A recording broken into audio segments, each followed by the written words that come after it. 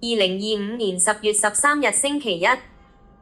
以下這篇文章主要是因應最近2天突發的中美貿易關稅戰展開新的一幕，中國更以禁運出口稀土和非向美國購買大豆，而轉向巴西購買大量大豆作為戰略準備來向美國作出回應和在世界政治局勢的改變下，而作出以下的分析。誰是當今世界上最具政治智慧的領袖？一場多極棋局上的博弈。在當今紛亂的國際政治局勢中，要評斷哪一國家的領袖最具政治智慧，是絕對不能僅看一時的強勢或言辭，而須審視其如何駕馭國內外複雜的挑戰，並為本國在歷史進程中謀求有利位置。從中國、俄羅斯到美國、歐盟，各國主要領導人中正展現出風格迥異的戰略思維。俄羅斯總統普京，多極世界的構築師，若以在逆境中打開局面、精準卡位新興國際秩序的能力而論，俄羅斯總統普京無疑展現了高度的現實主義智慧。他清晰地提出少數幾個大國替全世界決定生活方式的時代，以一去不復返，並將俄羅斯定位為多極世界中獨立且不可或缺的一極。這一戰略敘事在廣大的全球南方國家中產生了強烈共鳴。在實踐上，面對西方嚴厲制裁，普京果斷將戰略重心向東轉移，透過東方經濟論壇等機制強化與中國、印度及東盟的經濟連結，為俄羅斯經濟開拓了生存空間。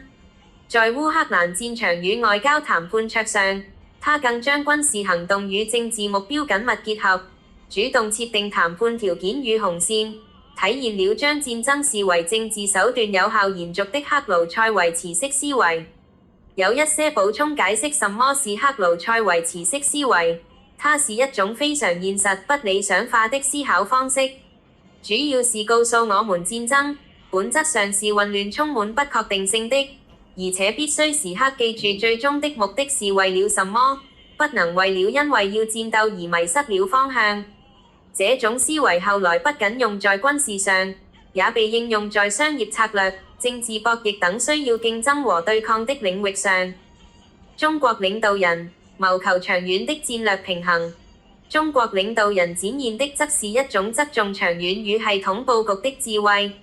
在國內，強調統籌發展與安全的動態平衡，在人工智能等關鍵領域嘅追求技術突破，也透過法規與倫理進行約束。在國際層面，則倡導合作安全理念與多邊主義，推動科技的普惠發展，旨在提供全球公共產品的同時，穩步提升中國的長遠影響力。這種謀求全域平衡的風格，體現了深厚的戰略耐心。美國總統特朗普，實用主義下的搖擺與矛盾。美國總統特朗普的政治智慧體現在以結果為導向的實用主義。他大力推動關鍵技術發展，透過鬆綁監管與巨額投入，旨在鞏固美國的科技霸權。然而，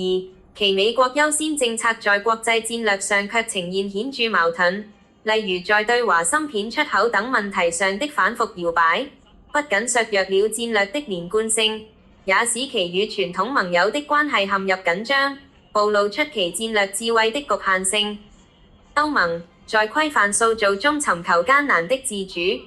歐盟作為一個整體，其智慧體現在嘗試走出一條獨特的道路。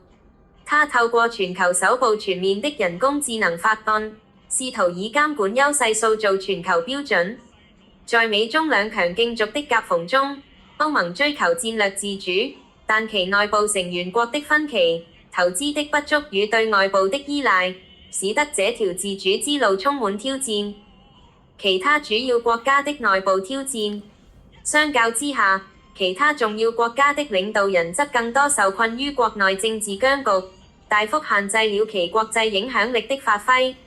法國總統馬克龍面臨議會的重大分歧，政府施政艱難。德國總理肖爾茨則需要應對經濟挑戰與極右翼政黨的壓力，呼籲國內團結已屬不易。英國與日本則分別面臨政府換屆與自民黨總裁選舉的變數，政治前景尚未明朗。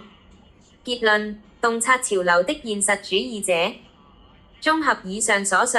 如果將政治智慧定義為在混亂變局中，最清晰地洞察歷史潮流，並能有效動員資源為本國謀求最有利戰略位置的能力，那麼俄羅斯總統普京在當下的表現無疑是最為突出的一位。他堅定地推動並實踐多極化理念，充分利用了大國之間的矛盾，為俄羅斯在一個新興的非西方主導的國際秩序中，成功搶佔了關鍵位置。然而，這種側重於地緣博弈的智慧，其長遠可持續性，仍將面臨歷史的嚴峻考驗。全文配樂《射雕英雄傳》。